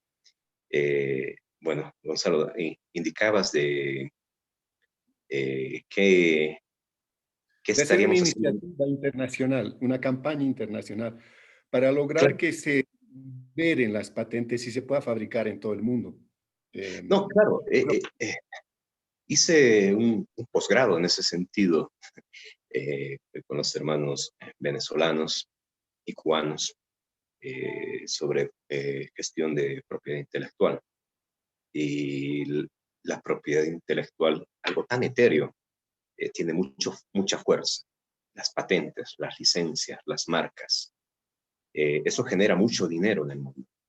Y existe una instancia internacional que es la OMPI, la Organización Mundial de la Propiedad Intelectual, que está dentro de la Organización Mundial del Comercio, que tiene tanta fuerza o más que unas Naciones Unidas, a mi considerar personal, y que es un tema en el cual los países, dentro de su soberanía política y soberanía económica, hemos estado en permanente lucha.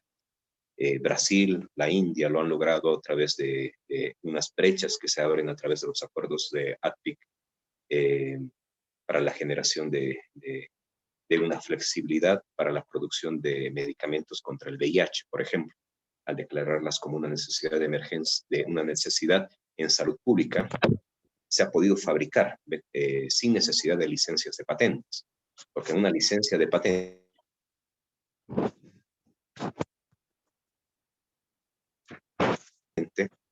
multiplica el precio de los medicamentos. Perdón, momento el internet se desconectó.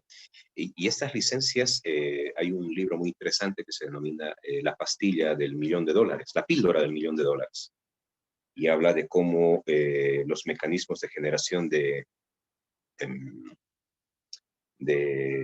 o los procesos de investigación justificarían, entre comillas, esos precios, cuando en verdad se generan artimañas legales y comerciales para mantener las patentes por tiempos largos, más allá de 15, 30, 40 años antes de su fenecimiento, simplemente modificando, bueno, son elementos técnicos como la generación de modificación de partículas, de moléculas, para seguir indicando que como si el medicamento fuera nuevo. Pero más allá de eso, sí es necesario hacer una campaña internacional. Sí es necesario hacer el esfuerzo para modificar estas normativas que marcan el mercado internacional.